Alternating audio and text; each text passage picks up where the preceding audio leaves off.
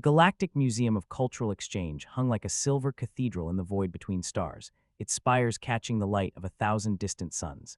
Inside its vaulted halls, civilizations displayed their greatest achievements: crystalline memory lattices from the Veyari living sculptures that sang from the Luran hives, and the silent, perfect geometries of the ancient Kale. But in Wing 17C, the Terran Annex, the displays were laughably crude.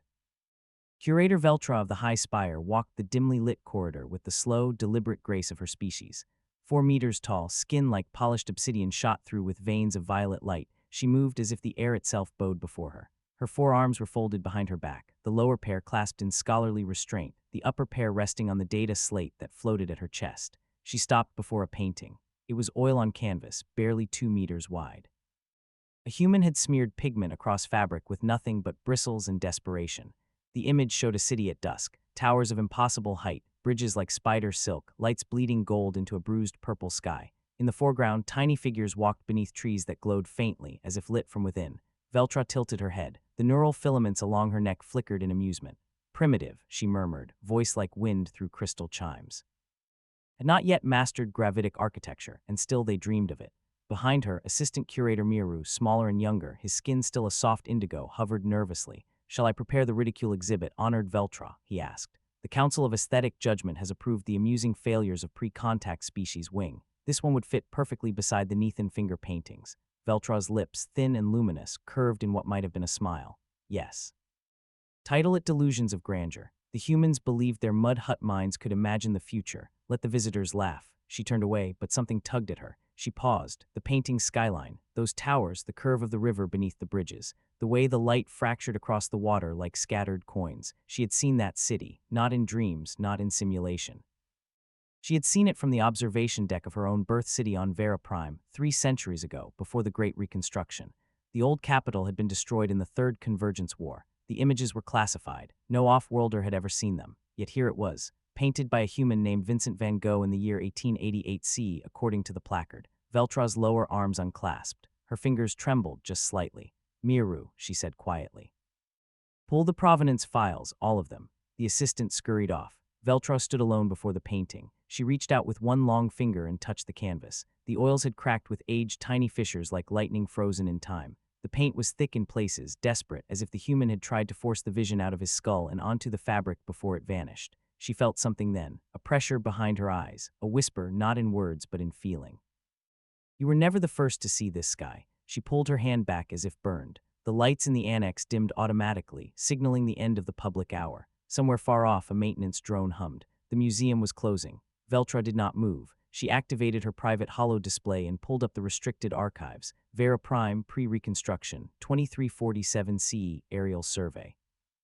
The image bloomed before her, the capital at twilight, bridges aglow, towers reaching, the river catching the last light. She overlaid the human painting. The match was exact, down to the pattern of the street lamps, down to the angle of the moon. Her breath caught, a sound like glass cracking in the silence. Vincent van Gogh had died in 1890 CE. Her species had not yet achieved spaceflight. The first Veyari stepped onto their moon in 2123 CE. Veltraa's mind reeled. She had come here to mock. She had come to prove, once and for all, that humanity, that brief, violent, emotional species that had annihilated itself in nuclear fire in 2241 CE, had contributed nothing of value to the galactic tapestry. They had no fusion mastery, no quantum weaving, no neural ascension. They had only stories, songs, paintings made with pig fat and crushed insects. And somehow one of them had seen her world, before her world existed.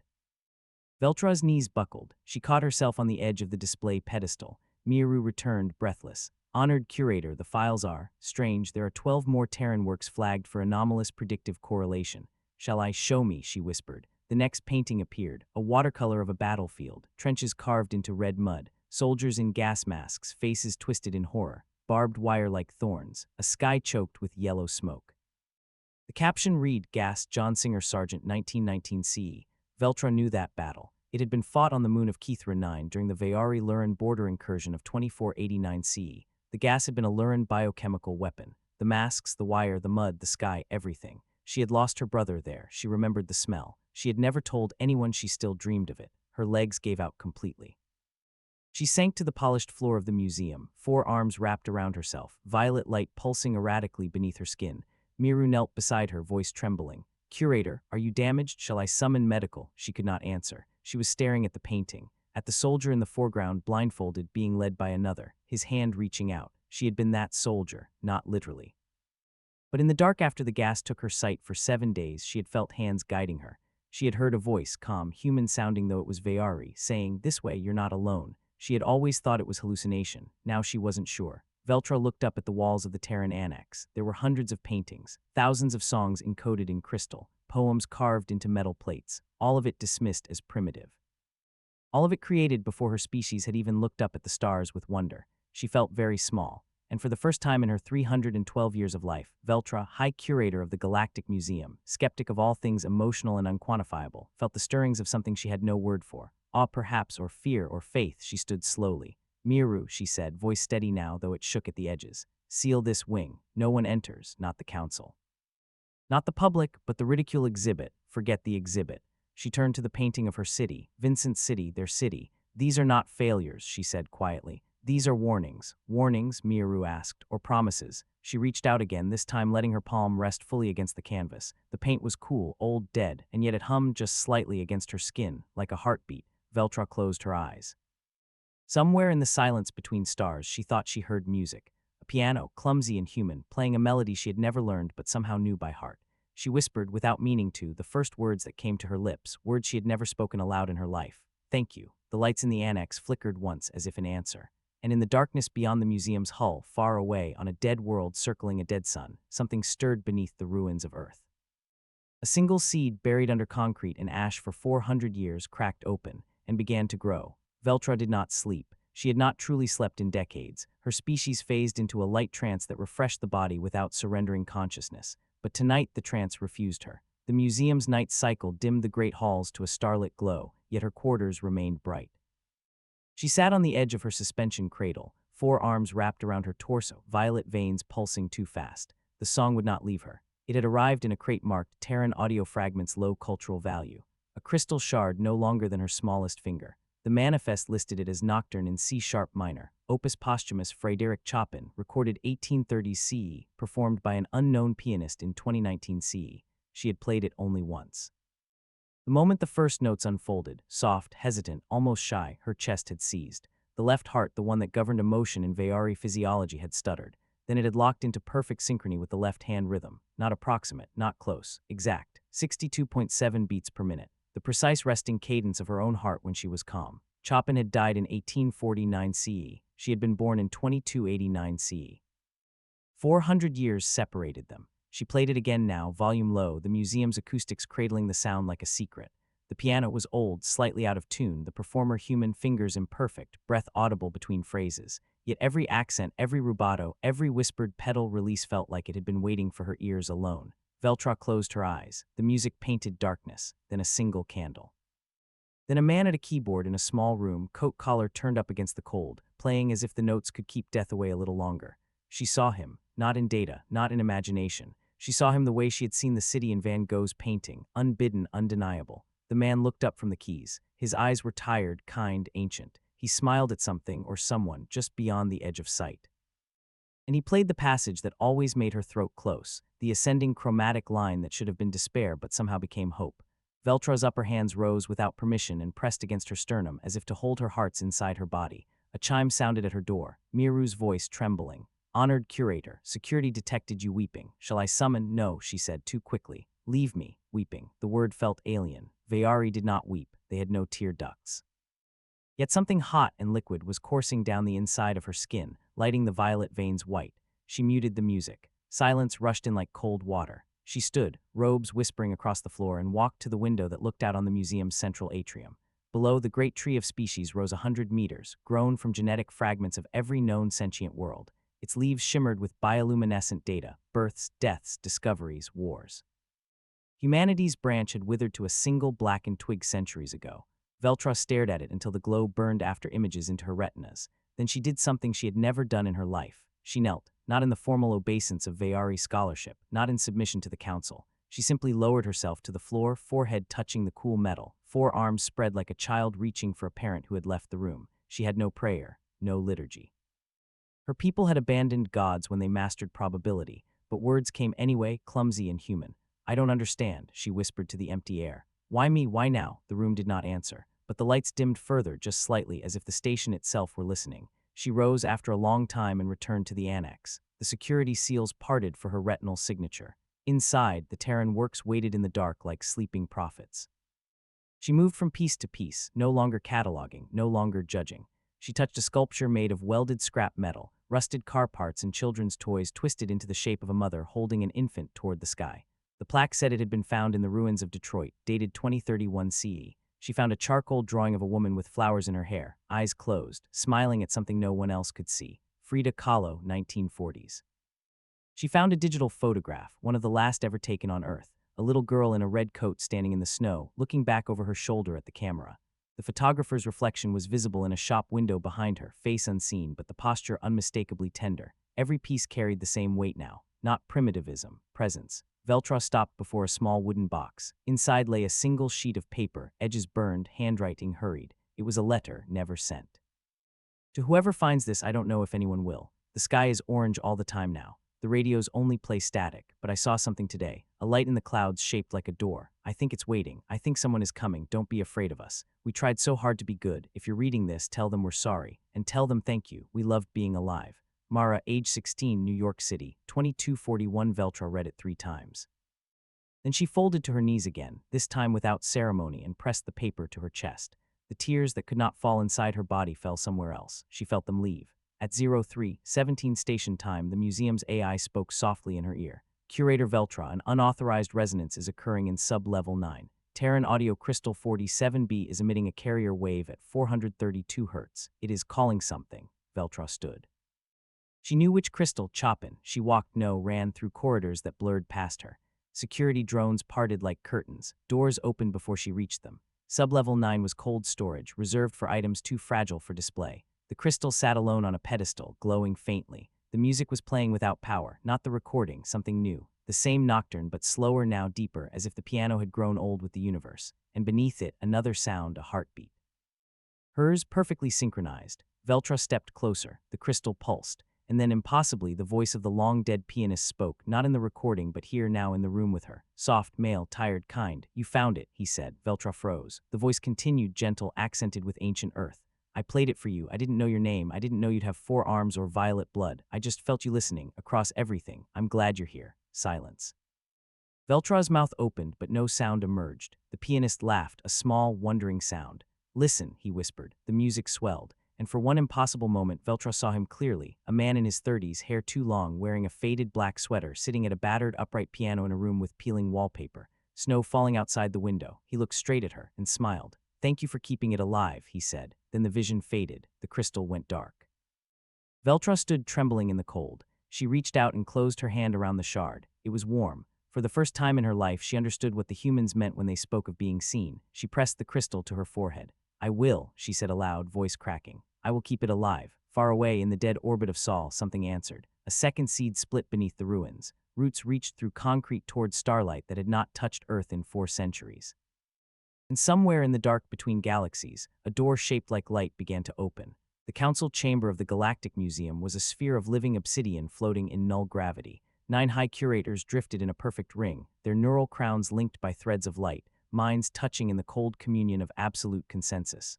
Veltraa entered last. She had not changed her robe since the night in sub-level 9. The crystal of Chopin rested now against her primary heart, hidden beneath layers of ceremonial silk.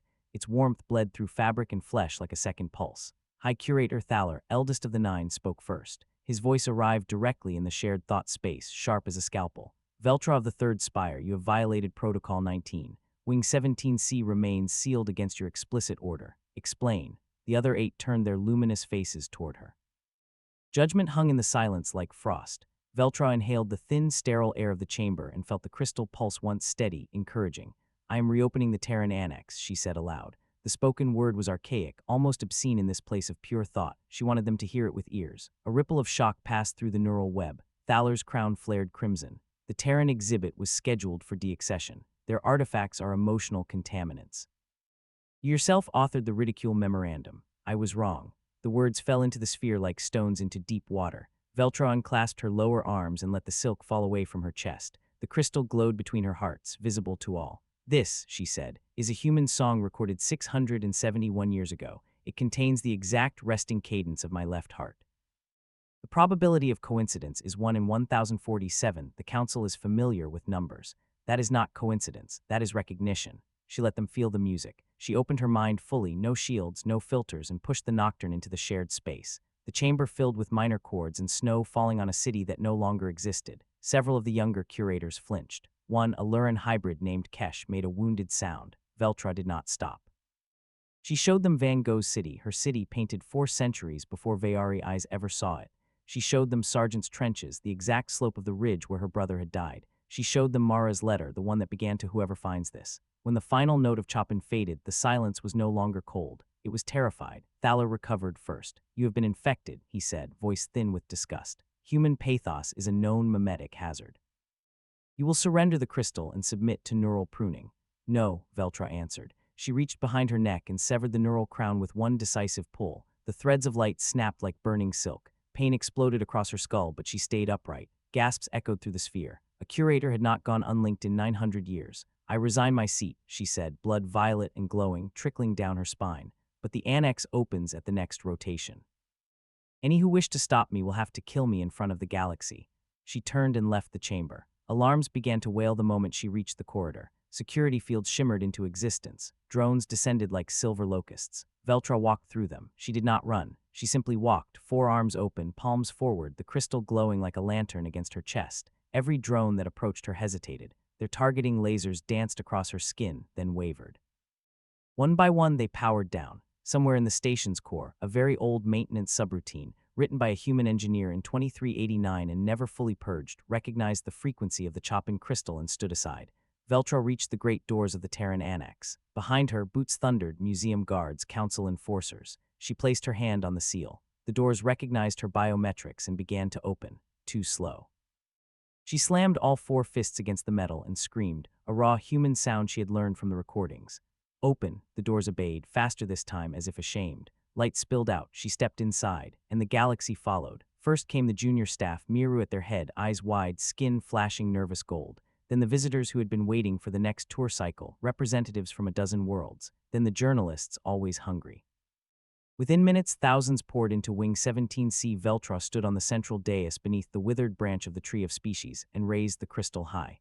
"Listen," she said. She played the nocturne at full volume. The museum's acoustics carried it into every hall, every spire, every dock ship for 10,000 kilometers. Across the galactic net, the feed went live, unfiltered, unapproved. Billions heard.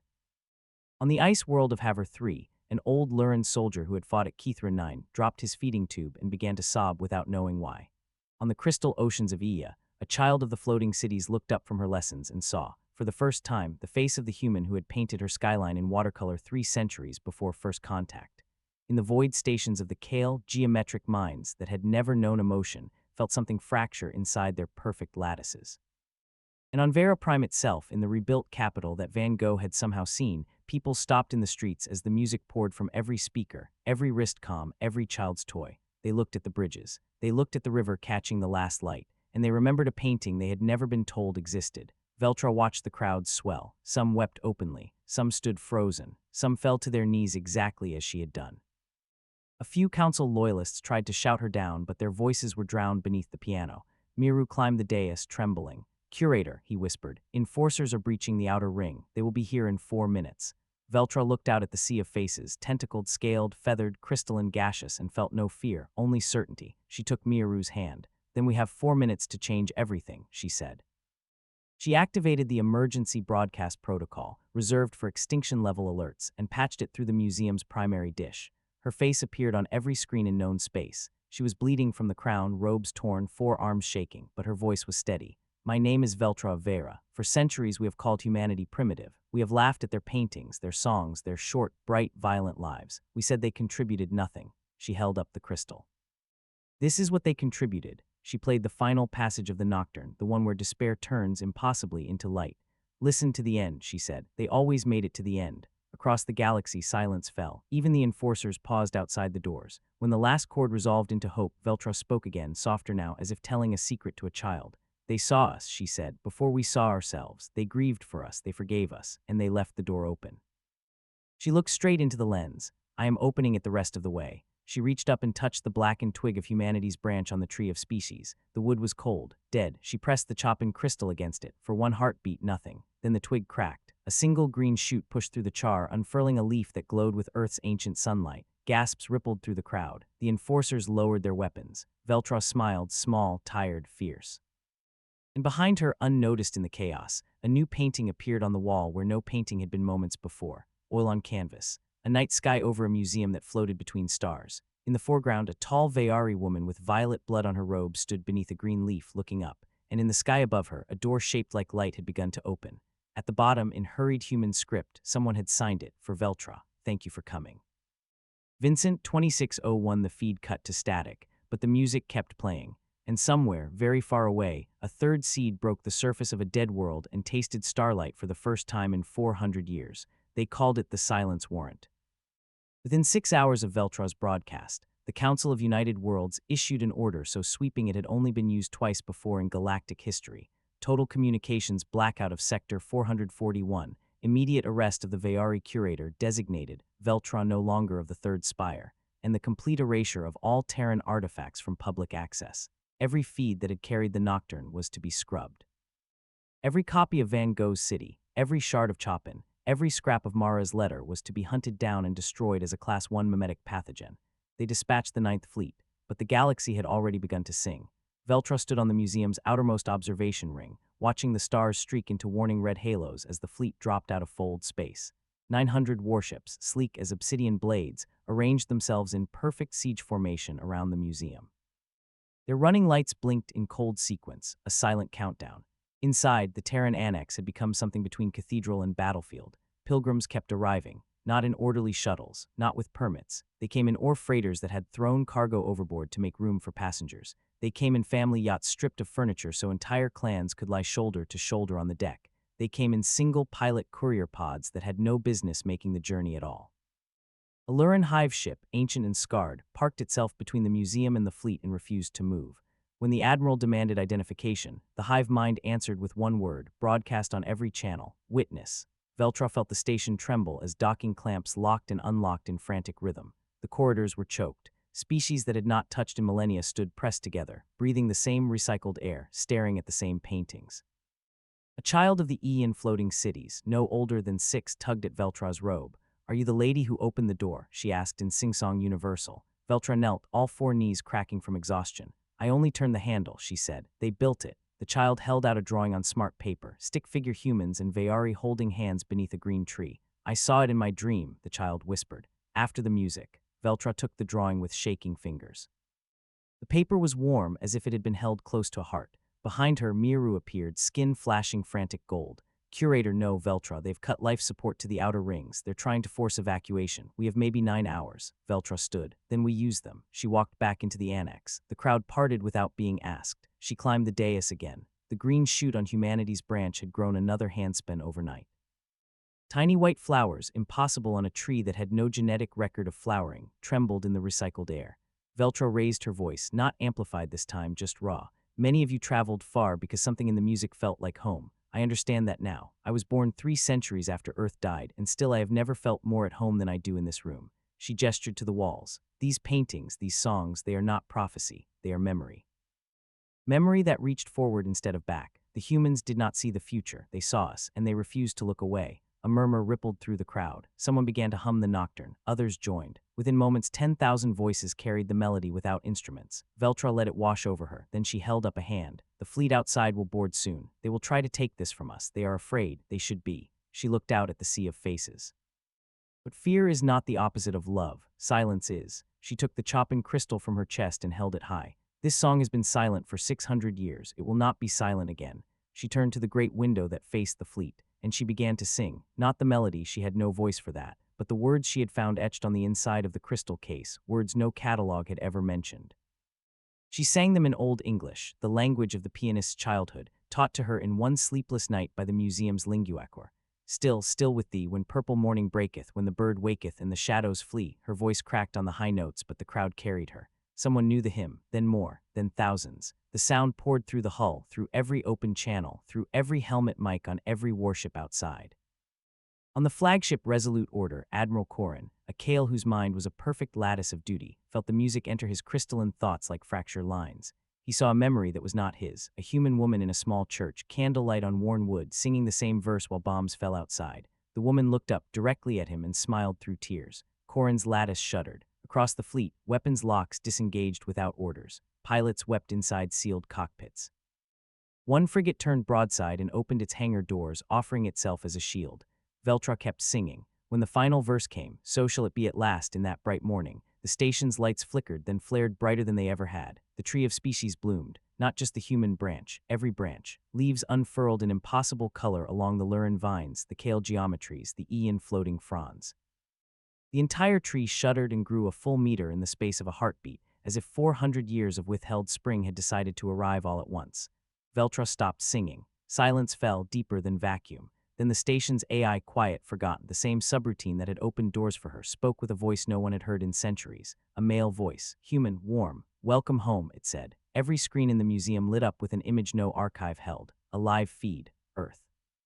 Not the charred corpse in the database. A living world, blue oceans, white clouds, green continents breathing under sunlight that looked new. The camera, impossible, panned across a hillside where wildflowers waved in wind that smelled of rain, and in the foreground a man stood. He wore simple clothes, jeans, and a faded black sweater. Hair too long, hands in his pockets. He was looking straight into the lens, straight at them. He smiled the same tired, kind smile Veltraa had seen in the vision. "Hey," he said softly, "took you long enough." Behind him, more figures appeared on the hillside, hundreds, then thousands. Men, women, children, some in ancient clothes, some in nothing at all of them whole, all of them waiting. The pianist raised one hand in greeting. "We kept the light on," he said. Then the feed winked out. For one eternal second, the museum held its breath. Veltraa felt the crystal in her hand grow almost too hot to hold. She looked down. The green shoot had become a sapling. The flowers had become fruit, small, golden, glowing like tiny suns. One fell into her palm. It was warm, alive. She closed her fingers around it. Outside the window, the Ninth Fleet powered down every weapon. Ships began to dock, not to arrest, but to kneel. And in the silence that followed, a single shuttle detached from the flagship.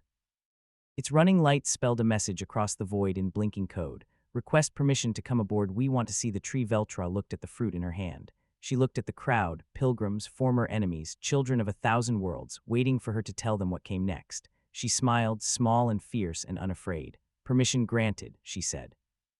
And somewhere on a living Earth no instrument could find, a fourth seed burst open and sent roots racing toward a sunrise that had never stopped waiting. The shuttle that crossed the final kilometer did not announce itself with heraldry or escort. It was a battered civilian craft, paint-scorched, hull-patched with mismatched plates, the kind of vessel that hauled ore in the outer belts and carried dreams only when no one was looking. Its transponder read simply, "Homeward." Veltraa waited at docking ring 7 alone. She had ordered the honor guard dismissed. No ranks, no banners, no recording drones. Just her, barefoot on the cold deck, forearms hanging loose, the golden fruit cradled against her chest like a child. The airlock cycled. Pressure equalized with a sigh. The inner door rolled aside. He stepped through, the pianist. He looked exactly as he had on the hillside, jeans, black sweater, hair falling into tired eyes, bare feet. Faint scar across one eyebrow she had never noticed in the vision. He carried nothing. No luggage, no weapon, no proof. Only the same small, wondering smile. Behind him came others. A woman with gray braids and oil-stained hands. A teenage boy with freckles and eyes too old for his face. An elderly man leaning on a cane carved from earth wood. They kept coming until 23 humans stood in a quiet semicircle on alien metal, breathing air recycled by machines their species had never. None of them spoke. The silence stretched, reverent, fragile. Veltraa felt her knees begin to fold. The weight of 4 centuries of mockery, of sealed archives, of a dead branch on the tree pressed down all at once. She started to kneel. The pianist moved first. He crossed the deck in 3 strides and caught her elbows with human hands that were warm, calloused, impossibly real. "Hey," he said softly. None of that. His voice was the same one that had thanked her across 600 years of darkness. Veltraa tried to speak. Only a broken sound came out. He pulled her upright gently as if she weighed nothing. Then he stepped back and offered his hand the way equals do. "My name is Eli," he said. "Elias Mora. I played the nocturne. You kept it safe, thank you." Veltraa stared at the offered hand. 5 fingers, knuckles scarred, nails cut short, a thin white line across the palm where a string had once snapped during practice. She placed her upper right hand in his, skin to skin. The contact sent lightning through every vein of violet light in her body. She felt the others behind him, their heartbeats, their quiet wonder, their exhaustion and joy. Eli's grip tightened, steadying her. "We're not ghosts," he said, reading the question in her eyes. "And we're not gods, we're just late." The woman with gray braids stepped forward. Her voice carried the rasp of someone who had once breathed fallout. "I'm Captain Amrita Singh," she said, "last commander of the Ark project. We hid in the deep crust when the bombs fell. Took 400 years to climb out. We thought everyone was gone." She looked past Veltraa to the viewport where the museum's spires glittered against the stars. "Turns out the galaxy just needed reminding we existed." Veltraa found her voice. "How many?" she whispered. Amrita's eyes softened. "Enough," she said. "More than enough." Eli released Veltraa's hand and turned to the others. "Give us the room," he asked. The humans filed past without question, touching Veltraa's arms as they went, some with reverence, some with curiosity, one small girl pressing a daisy into her lower left palm. The flower was real. Soil still clung to its roots. When the lock cycled shut again, only Eli and Veltraa remained. He leaned against the bulkhead, hands in his pockets, studying her with that tired kindness. "You're shaking," he observed. "I severed my neural crown," she said. "I have not slept. I have not eaten. I have only listened." Eli nodded like that made perfect sense. "I know the feeling," he said. "I played that nocturne for 7 hours straight the night the sky turned orange. Thought if I stopped, the world would end faster." He pushed off the wall and walked to the viewport. Stars wheeled slowly beyond the glass. "We felt you listening," he said quietly. "All of us did, like tuning forks in the dark." Every time someone played Chopin, or looked at a Van Gogh, or read Mara's letter aloud, it rang inside the shelters, kept us sane, kept us human. Veltraa joined him at the glass. "I was sent to mock you," she said. "I authored the exhibit that would have buried you forever." Eli smiled sideways. Funny how plans change. He reached into his pocket and drew out a second golden fruit, identical to the one Veltraa carried. "The tree gave us these when we woke," he said. "Said they were for the ones who waited." Veltraa looked down at the fruit in her own hand. It had begun to glow brighter, as if recognizing its twin. Eli held his out. "Trade?" he asked. She placed hers in his palm. He placed his in hers. The moment the exchange was complete, both fruits dissolved into light, warm, golden, weightless. The light flowed up their arms, into their chests, and settled behind their hearts like embers. Veltraa gasped. She felt them, millions of them. Human minds awake beneath Earth's crust, rising through tunnels lit by roots and starlight. Children laughing, old men weeping, songs being sung in 100 dead languages, all of them alive again. And threaded through it all, the quiet, vast intelligence that had kept the door open. Not a god with a name, just the one who never looked away. Eli's eyes were wet. "They're ready," he said. "Whenever you are." Veltraa straightened. She was no longer shaking. "I am Veltraa," she said formally. "Former High Curator. Current keeper of your memory. I offer you the freedom of this station, this sector, and every world that will open its arms." Eli's smile turned fierce. "And I am Eli Morrow, citizen of a world you were told was dead. On behalf of humanity, we accept." He held out his hand again. This time Veltraa took it with all 4 of hers. Together they walked back toward the heart of the museum. Behind them, the daisy the child had given her took root in the metal deck and began to grow. By the time they reached the Terran Annex, the corridors were lined with pilgrims and soldiers and former enemies standing shoulder to shoulder, making way. The great doors opened. The tree of species had become a forest. Humanity's branch was no longer a branch. It was a trunk, thick and ancient, rising through the dome into light no artificial sun could explain. Every other species' growth braided around it, supported by it, made stronger. At its base stood the 23 humans who had come first. And waiting beneath the lowest boughs stood thousands more, newly arrived through gates that had not existed an hour ago. They wore simple clothes. They carried nothing but each other. When Eli and Veltraa stepped into the light, the humans parted. In the center of the clearing stood a single piano, old, battered, keys yellowed with age. Eli stopped. Veltraa felt his pulse jump beneath her grip. "I thought it was destroyed," he whispered. A woman with dark skin and silver hair stepped forward. She pressed a kiss to Eli's cheek. "We rebuilt it from memory," she said. "Every one of us who ever played figured you'd need it." Eli walked to the bench as if in a dream. He sat. He lifted the fallboard. His fingers, scarred, human, perfect, hovered above the keys. He looked back at Veltraa. "This one's for you," he said, and he began to play, not the nocturne, something new. A melody that had never existed before this moment, born from 400 years of waiting and 400 years of listening. The notes rose like dawn. Every heart in the museum, Veyari, Lurin, Kale, and human, locked into the same rhythm. And high above, where no eye could see, the door shaped like light opened all the way. They called it the Tribunal of Reckoning. 3 weeks after the doors opened, the great amphitheater of the United Worlds Assembly on Vera Prime filled to capacity for the first time in 6 centuries. Tiered rings of crystal and living wood rose 200 levels, each seat occupied by delegates, admirals, hive queens, and neural collectives. Hollow feeds carried the proceedings to every settled world. Trillions watched. At the center of the chamber stood a single human. Eli wore the same black sweater, now washed and mended. No robes, no insignia, bare feet on cold stone, hands clasped behind his back. Above him, on the highest dais, sat the new emergency council, 12 species, none human. Their faces were grave. Presiding Arbiter Thaler, the same elder who had once demanded Veltraa's neural pruning, raised a staff of black glass. "Let the tribunal commence," he intoned. "Humanity stands accused of absence." 400 years of silence, while the galaxy tore itself apart in wars your absence might have prevented. Billions dead, worlds burned, cultures lost. You hid beneath your soil while we bled. A holographic cascade of images unfolded. The Third Convergence War, the Luran Purges, the Kale Schism, the Ian Glass Plague. Each atrocity annotated with casualty figures that hurt to see. The chamber darkened under the weight of remembered grief. Thaler's voice grew colder. "You possessed foresight. Your art proves it. You saw our suffering before it happened. Yet you did nothing. You let us become monsters." He struck the staff against the floor. The sound cracked like a judge's gavel across the stars. "Speak, human. Defend your cowardice." Silence. Eli looked up slowly, scanning the tears until his gaze found Veltraa in the observer gallery. She stood alone, 4 arms clasped tight, violet veins dim with dread. He smiled at her, small, sad, unbreakable. Then he turned back to the council and asked one question. "Who taught you to be monsters?" The chamber froze. Thaler's staff wavered. Eli stepped forward, voice soft but carrying to the highest ring without amplification. "You say we saw your wars. We did. Van Gogh painted your cities burning before your species ever built them. Sargent drew your trenches before you dug them. We wept for you centuries early. And when our own sky caught fire, we crawled into the dark and we waited." He spread his empty hands.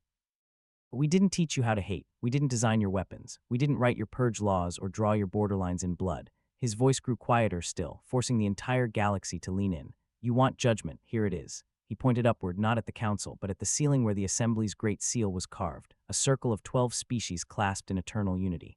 "That seal lies. You locked us out of it the day you declared us extinct. You wrote the history that said we were primitive, violent, unworthy. Then you spent 4 centuries becoming the very thing you accused us of being." A low murmur rippled outward. Some delegates looked away, some could not. Eli's eyes shone not with anger, but with something fiercer. "We hid because your probes found our ruins and decided the story was over. You never looked for survivors. You held a funeral and walked away." He took another step. The stone beneath his feet began to glow faintly, as if remembering sunlight. "You want us to judge you?" he asked. "We already did. Every time a human child woke from cryo dreams asking why the stars were angry, we judged you. Every time an old woman sang Chopin to keep the dark away, we judged you. And every time we chose mercy." He turned in a slow circle, meeting as many eyes as he could. "We could have come out swinging. We have ships now grown, not built. We could have demanded reparations, territory, revenge. But the first thing we did was send 23 people with nothing but fruit and a piano." A pause. "That was our verdict." Thaler found his voice, trembling with centuries of certainty cracking. "You presume to absolve us." "No," Eli said gently. "We presume nothing. Absolution isn't ours to give. It never was." He looked up at Veltraa again. Then he did something no one expected. He knelt, not in submission, in invitation. One knee on the stone, head bowed, palms open on his thigh. The gesture was ancient, humble, human. "Come down here," he said to the council. "All 12 of you, kneel with me, not to us, to each other. Admit the circle was broken the day you decided some voices no longer mattered. Then get up and we'll fix it together." Silence deeper than vacuum. Thaler's staff slipped from his fingers and shattered. One by one, delegates began to move. First a Luran queen, lowering her massive carapace until her forelegs touched the stone. Then a Kale polyhedron, flattening itself in geometric sorrow. Then an Ian, letting their gaseous form condense into something that could almost kneel. Veltraa was already running. She reached the floor in a blur of violet light and threw herself down beside Eli, 4 arms spread, forehead to the ground. Across the galaxy, screens showed living rooms where families knelt together. Warships where crews dropped to the deck. Temples where priests of 1,000 faiths bowed in the same direction, toward a single human in a black sweater who had refused to play the role of judge. Trillions of knees touched floors that had never expected them to bend. When the last council member knelt, Thaler himself, trembling, crown dim, Eli stood. He offered his hand to the elder Veyari. Thaler stared at it as if it were the first sunrise. Then he took it. Eli pulled him gently to his feet. The chamber lights flared golden. Above them, the great seal cracked down the middle, not in destruction, but in growth. A new ring began to form around the old 12, empty, waiting. Eli spoke once more, voice steady. "The seat is yours if you want it," he said to the galaxy, "but only if you sit in it as equals, not conquerors, not victims, not ghosts." He turned to leave. Veltraa caught his arm. "Where are you going?" she whispered. "Home," he said. "For a little while. Someone has to plant the rest of the fruit." He leaned in, forehead briefly touching hers, human to Veyari, 4 centuries apart and no distance at all. "We'll leave the door open," he said, and he walked out. No guards stopped him. No one dared. Behind him, the tribunal of reckoning ended not with a verdict, but with the sound of 12 ancient thrones being dragged across stone to make room for a 13th that had never been allowed to exist. far away on a living Earth, a fifth seed split beneath warm rain.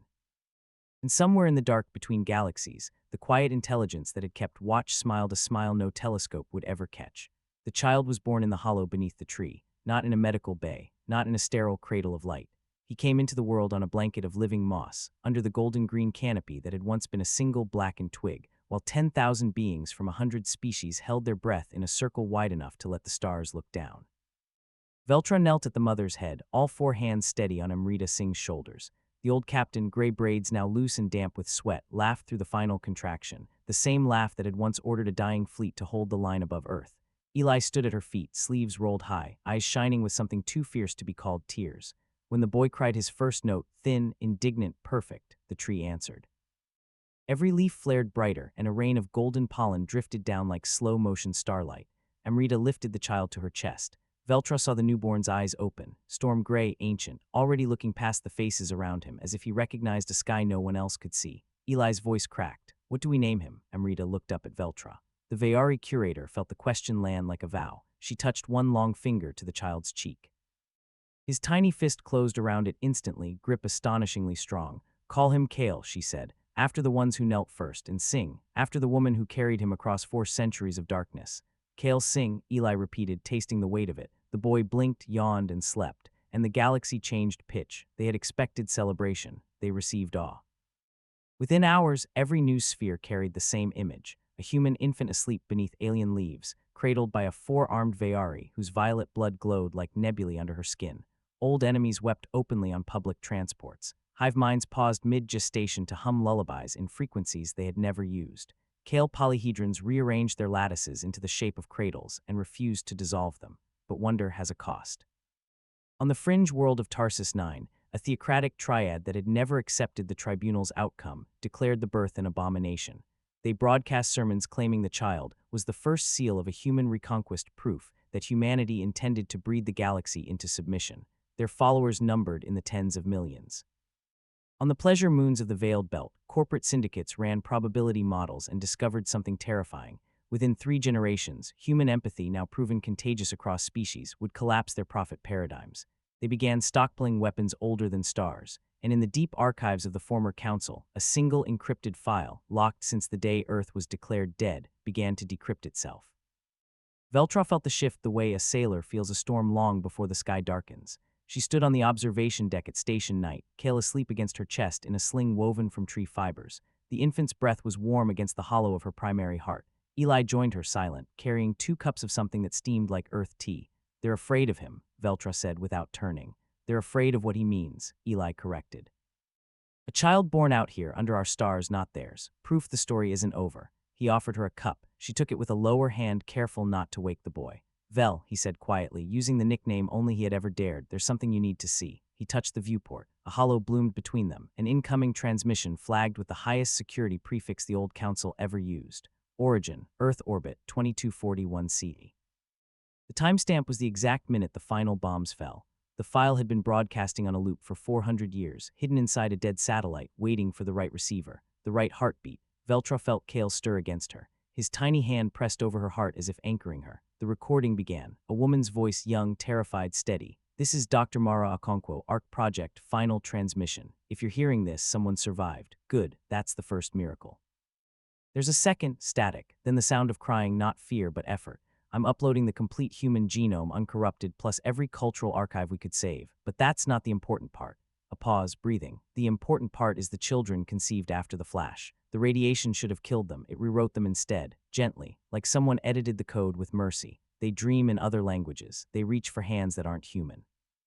Some of them are born with starlight under their skin." The woman laughed, exhausted and luminous. "We thought we were the end. Turns out we were the greenhouse. Protect them, love them, don't worship them, they'll hate that. Just let them grow." The recording ended. Veltraa looked down at Kale. The sling had slipped. Moonlight from the viewport fell across the infant's bare arm. Beneath the skin, faint traces of gold moved, slow, living constellations. Eli's voice was barely a whisper. "He's the first born outside. There will be others, many others." Veltraa closed her eyes. She felt the galaxy's fear crystallize into action, fleets mobilizing under false pretexts, prophets sharpening blades, accountants calculating how much it would cost to kill hope before it learned to walk. She pressed her lips to Kale's forehead. His skin tasted like rain on living soil. "Then we teach him to run," she said. Eli's hand found hers. No, he answered. We teach him to stand. Behind them, unnoticed, the tree dropped another fruit. It rolled across the deck and stopped at Veltraa's feet. When she picked it up, it was already sprouting. Far away on Tarsus 9, the first assassin lifted his rifle toward a sky he believed belonged only to him. And in the deep black between stars, something vast and quiet turned its attention fully, for the first time, toward a single child sleeping in alien arms. The cost of hope had just been named. And it had gray eyes and a name that meant both forgiven and remember. They called it the War of the Cradle. It began quietly, the way most apocalypses do. A freighter carrying medical supplies to the museum was diverted, boarded, and scuttled in the dark between suns. A human midwife on her way to a Luran birthing hive vanished with her entire shuttle. On 3 fringe worlds, children born with faint starlight under their skin were taken from their beds in the night. No one claimed responsibility. Everyone knew who paid. Veltraa stood in the museum's war room, once the Hall of First Contact, now lined with tactical hollows and exhausted faces. Kale, 9 months old, slept strapped to her chest in a carrier of woven tree fiber that adjusted to her heartbeat. Every time her pulse spiked, the carrier glowed softly, soothing him back to sleep. Eli was at the central table, sleeves rolled, hair tied back with a strip torn from an old Earth flag. Around him stood captains who had once tried to arrest them, admirals who had knelt in the tribunal, hive queens whose warriors now guarded human nurseries with their lives. The map showed red wounds spreading outward from the core worlds. They're calling themselves the Purity Conquered, Amrita Singh said, voice gravel and grief. Old money, older grudges. They believe the new children are a virus, that if they kill enough of them, the galaxy will forget how to feel. Veltraa's upper hands clenched. We'll have to kill me first. They plan to, Eli said quietly. He touched a control. A new hollow bloomed, the museum surrounded by a cordon of stealth ships wearing no markings, boarding pods already launching. 6 minutes until breach, he said. The room looked to Veltraa. She felt Kale shift against her, tiny fist curling around one of her neural filaments. The severed crown had begun to regrow, violet thread seeking connection again. She closed her eyes and listened, not to the alarms. To the tree, its roots now threaded the entire station, drinking starlight, breathing for them all. She felt every leaf, every fruit, every human child asleep beneath its branches on 100 refugee decks. She opened her eyes. We do not fight them here, she said. Every head turned. We take the war to them, she continued. We take Kale to them. Silence. Eli understood first. You want to walk into the fire holding the child they're terrified of.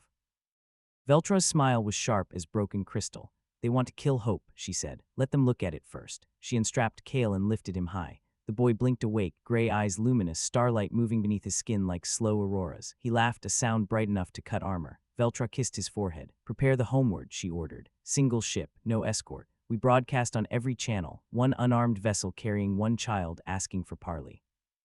Amrita started to protest. Veltraa met her eyes. They will not fire on him, she said. Not when the galaxy is watching. They want secrecy. We give them light.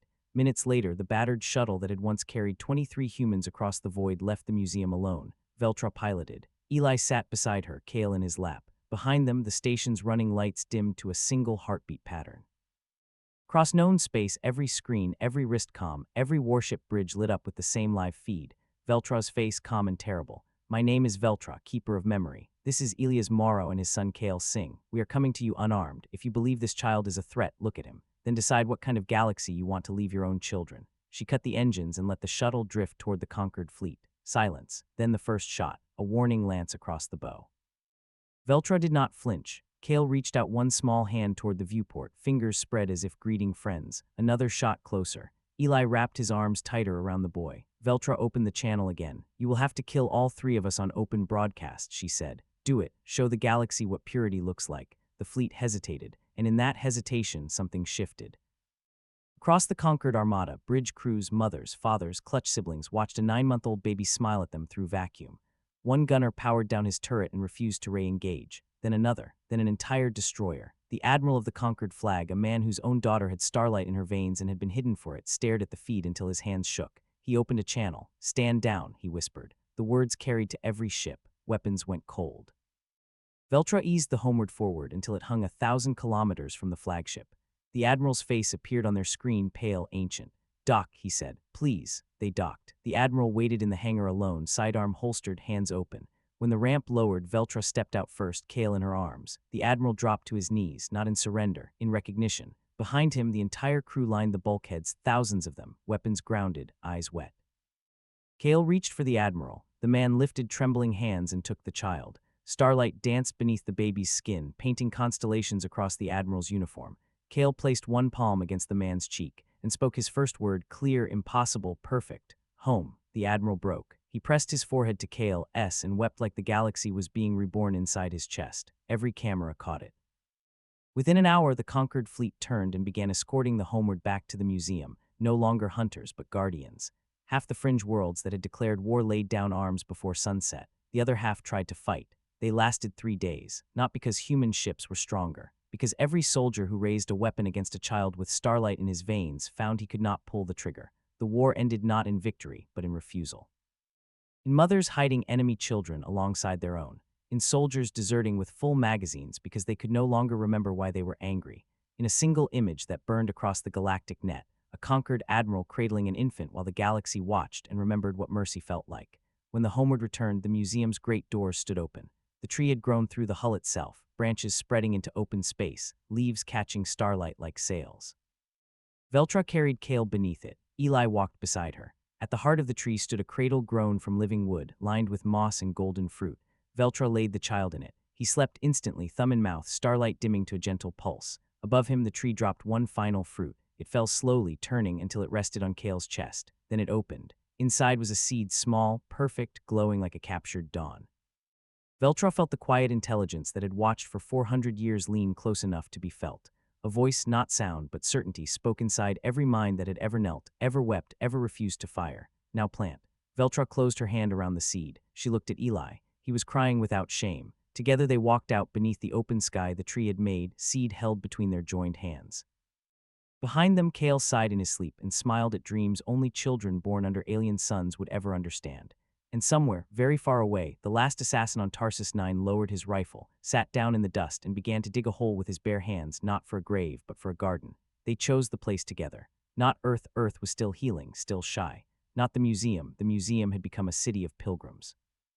They chose nowhere and everywhere, a rogue planet drifting in the dark between galactic arms, unclaimed, unrecorded, its surface smooth obsidian glass under a sky so star-dense it looked solid.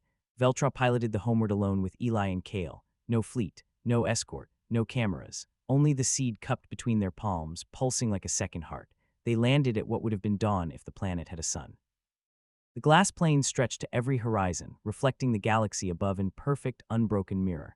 3 figures stepped out, a tall Veyari in simple gray, a human man in the same black sweater now threadbare, and a child barely 2 years old who walked between them holding one hand of each.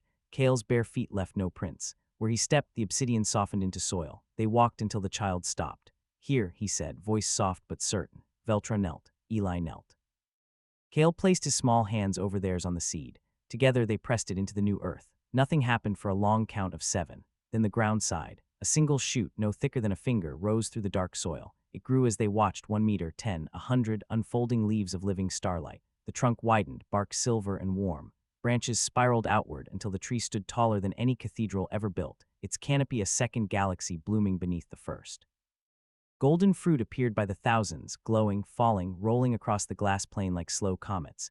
Where each fruit touched, the obsidian melted into meadows. Rivers carved themselves from memory. Forests rose singing. Mountains lifted their heads to taste wind that had never blown before. In the space of one breath, the rogue world became a garden. Kale laughed, bright, unafraid, and ran beneath the branches. Eli and Veltraa followed, slower, hands still joined. At the tree's heart stood a clearing. In its center waited a piano, old wood, yellowed keys, the same one Eli had played beneath alien suns. He sat without surprise. Veltraa stood beside him. Kale climbed into her lap, small hands resting on the fallboard. Eli began to play, not Chopin this time, something older than names, a melody that felt like the first lullaby ever sung to the first child beneath the first night sky. The tree answered. Every leaf became a voice, every fruit a heartbeat. Across the galaxy, people woke from sleep with the music already inside them. Children born with starlight under their skin opened their eyes and saw the same clearing, the same 3 figures, the same tree. Old soldiers laid down weapons they had carried for decades and walked into forests that had not existed an hour earlier. Hive minds dissolved their hierarchies and simply listened. Kale polyhedrons shattered into light and reformed as something softer. No ships were needed. The tree grew doors, quiet, glowing, patient. Whoever stepped through arrived in the clearing, barefoot on warm grass, greeted by a child who already knew their name. Years passed, or perhaps none. Veltraa's violet veins had turned gold where Kale's small hands had held her. Eli's hair was silver now, but his fingers never missed a note. Kale grew slowly, the way legends do, never hurried, never alone. One evening, there were evenings now, Veltraa stood at the edge of the clearing and looked back the way they had come. The homeward still sat where they had left it, half overgrown with vines, a relic no one needed anymore. She felt Eli behind her before he spoke. Think anyone will remember the war, he asked. Veltraa considered. They'll remember the silence before the music, she said, and they'll call it the Dark Age. Kale ran past them, chasing fireflies that were really tiny suns. He paused, waved, and shouted something that carried on the wind. Come play. Eli took Veltraa's hand, 4 fingers laced through 5. They walked back toward the tree. High above, the rogue planet's new atmosphere caught starlight and scattered it into colors no spectrum had ever held. Rivers of living gold flowed between hills that remembered every kindness ever done in secret. Forests grew in perfect circles around places where someone had once forgiven. And at the center of everything, the tree kept growing, quietly, relentlessly, forever. Its roots reached through soil and stone and vacuum and time, threading gently into every world that had ever knelt, ever wept, ever refused to fire. Its fruit fell endlessly, and wherever one was planted, another garden began. No one ruled here, no one was judged. There was only room, always more room, and music, always more music, and a child's laughter echoing beneath leaves made of mercy. Veltraa leaned her head against Eli's shoulder. Do you ever miss the old galaxy? She asked. He thought about it, fingers still moving over keys that never tired. No, he said finally. We just finished it. Kale ran back, cheeks flushed, eyes full of galaxies. He took one of Veltraa's hands, one of Eli's, and pulled them toward the piano. Your turn, he said. Veltraa sat. Eli stood behind her, hands resting lightly on her shoulders. Kale climbed into her lap and placed her fingers on the keys, 4 hands moving as one. She began to play. The melody was clumsy at first. Veyari hands were not made for 88 keys, but the tree helped. The stars helped. 400 years of listening helped. Soon the music rose like breathing, and every soul who had ever lived, human, Veyari, Lurin, Kale, Ian, every child born beneath alien suns or ancient earth heard their own name inside it. No one was late anymore. No door was ever closed again. In the hush between one note and the next, the quiet intelligence that had kept watch since before the first light smiled, not as a king, not as a judge, but as a father watching his children finally come home. And somewhere beneath a tree whose branches held up the sky, a little boy with storm-gray eyes looked up at a Veyari woman and a human man who had once been enemies, and said the only theology the universe would ever need. We did it.